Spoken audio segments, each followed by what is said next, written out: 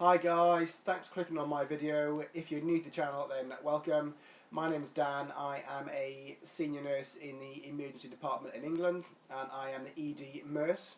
So this channel is mainly going to be about emergency medicine teaching for nurses, but will also be applicable for you guys up on the wards as well. We'll also be discussing different information for student nurses and people who aspire to become nurses and who haven't yet gone to university. We'll also be doing some reviews of different kit as well. So I hope you like the video guys and let's get to it. Now, pain of some sort is probably accountable for up to, I think, 90% of presentations in the emergency department. So pain is basically a chemical reaction in the body. So whenever I'm actually triaging patients with pain, I always think about the mnemonic Socrates. Hi guys, welcome back and welcome to my first video in the Welcome to Emergency Triage series. Now this video we're going to be talking about pain. Now pain of some sort is probably accountable for up to, I think, 90% of presentations in the emergency department. But you know, what is pain? Why do we feel pain? Why is it there? Now we all know what pain is. You know, we've all felt it, we've all experienced it in some form or another during our lives. But what is it really? So pain is basically a chemical reaction in the body. It is an unpleasant signal that basically something is wrong. It's a complex experience that differs from person to person. So pain is very subjective. Something that you might not find that uncomfortable, somebody else will feel sort of really painful. I mean, take me and my wife for example. I mean, she hardly feels pain, but she says I've got a really low pain threshold. I don't think so. I've got high pain thresholds. Just doesn't believe me. But again, why do we feel pain? So pain is a self-defense mechanism. And as I already mentioned, it is there to warn us when something isn't quite right. There is an unbalance in the force, our homeostasis.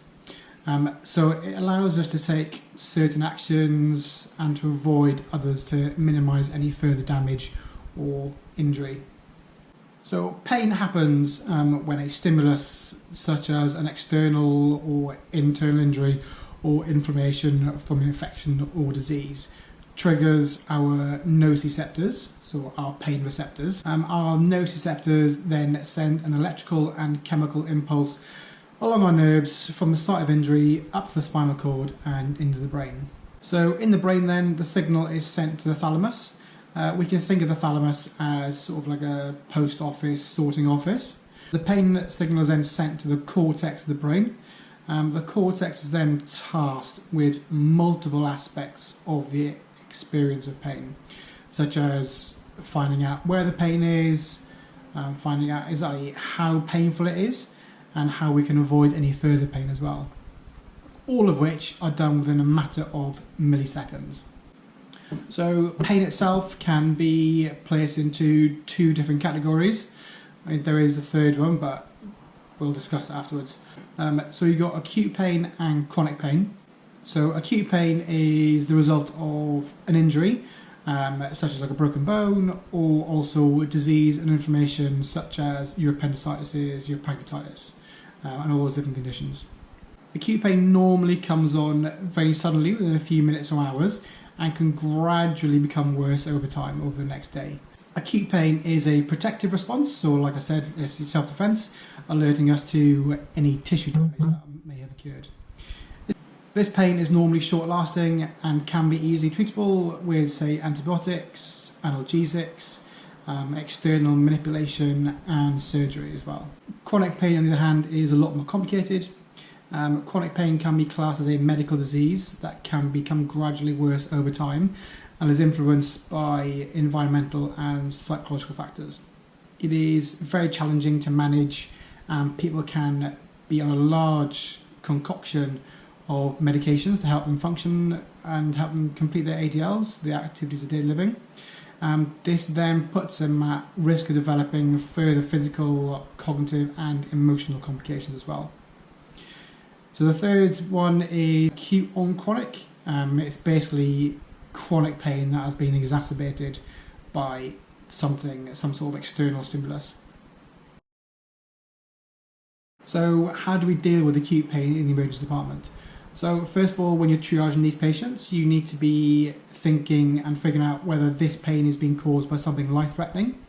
So, your chest pains, are they having a STEMI? Their abdominal pains, are they having an ectopic pregnancy? Are they having ischemic bowel? Headaches, for example, are they having a bleed in the brain? Are they having a subarachnoid hemorrhage?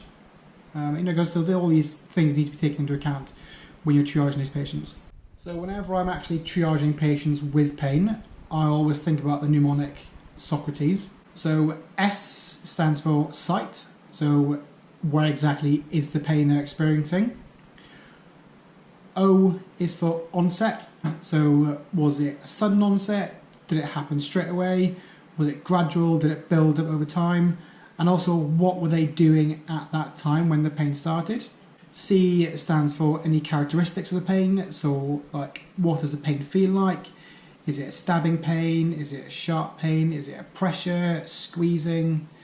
R is for any radiation, so does the pain go anywhere else or does it just stay in that one spot where it developed initially? So A is for any of the symptoms, so does the pain make them feel short of breath? Does it make them feel dizzy? Does it only happen when they're opening their bowels? Does it only happen when they're eating food? Does it only happen when they're doing certain things? Anything else that comes along with the pain, you can add in as well. And then T is for time. So one thing is, what time did the pain start? And again, how long was the pain there for? How long was it at its worst? And how long did you notice the pain for altogether? E is for any exacerbating symptoms. What makes the pain worse, if anything? And also, does anything make the pain any better? So does sitting down make the pain better? Does crawling up into a ball make the pain better? If they take a deep breath in, does that make the pain worse? And then S then is for severity. So how bad was the pain out of 10? Normally we ask the patients, how bad was it out of 10, 10 being the worst pain you ever felt. But you can also look at their faces, you can use the Abbey pain score, you can see how much pain they're in or how little pain they're in, and just see if their stories match up, essentially. So after we've triaged the patient with pain, obviously we need to complete any other investigations such as blood tests, observations, ECGs, CT scans, depending on what they come in with. And obviously you can make that choice yourselves then. But again, how are we actually going to treat their pain?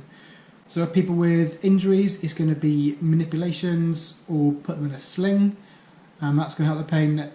But mainly we're going to be giving these people painkillers. I know that many of you, who have already qualified, who are going through university, and some of you who haven't started university yet, you may have heard about the WHO analgesic ladder. So that was designed in 1986 by the World Health Organization to treat people with long-term cancers and for palliative care. It's based on 3 steps, which you can see on the side here.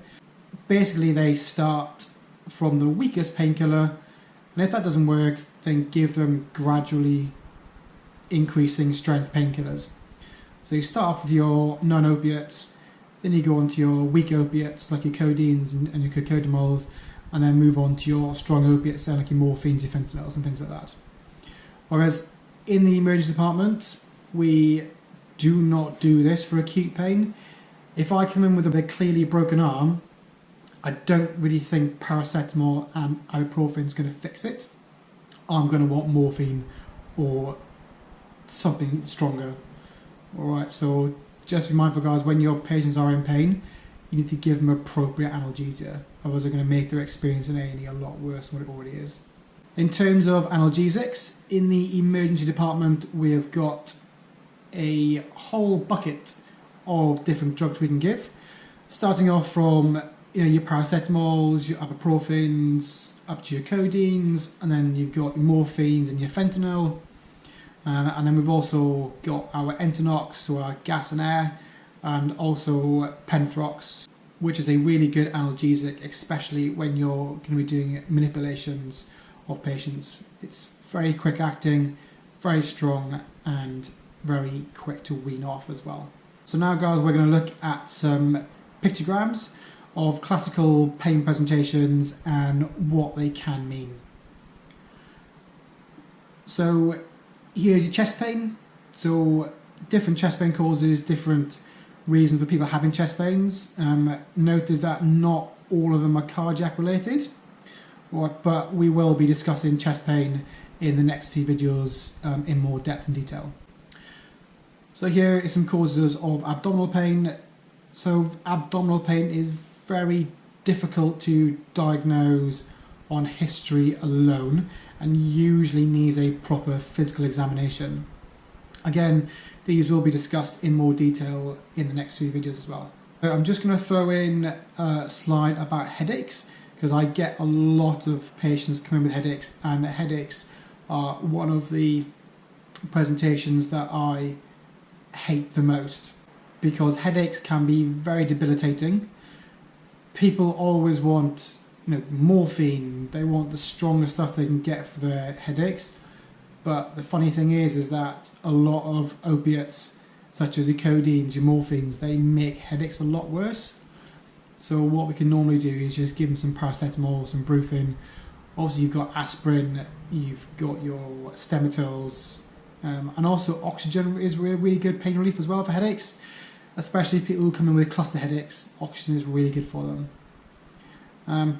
But the main reason I hate headaches is that you'll always get that one patient who slips through the net and turns out to be like a subarachnoid hemorrhage. But if you're in doubt, guys, always get a senior to come and look at your patient for you, discuss it with the senior.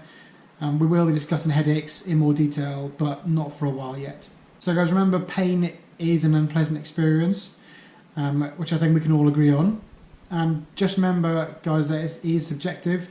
So if your patient says they're in pain, just listen to them, believe that they're in pain. Unless, you've obviously got your, every A&E is going to have their regulars. They're going to have the people who they know are seeking strong pain relief and strong opiates. Just always get those patients seen by a senior so they can be dealt with effectively and appropriately in the department. And just remember, pain is one of the most common reasons patients come into the emergency department. So if we manage it right, we manage it well, then we can make their stay in the department as pleasant as we possibly can. Alright guys, thanks again for watching. I hope you find it informative. Please leave a comment in the box below and I'll get back to you. If you've got any ideas for any videos you'd like to see, then just let me know, give me a thumbs up, and then we'll see you soon. Thanks, bye. Alright guys, so I hope you enjoyed watching the video. If you did, please remember to like, share and subscribe. Or else if you want to leave a comment in the comment section, I'll get back to you. Again, please follow my Instagram, which will be down in the description below. And yeah, I'll see you next time. Cheers, bye.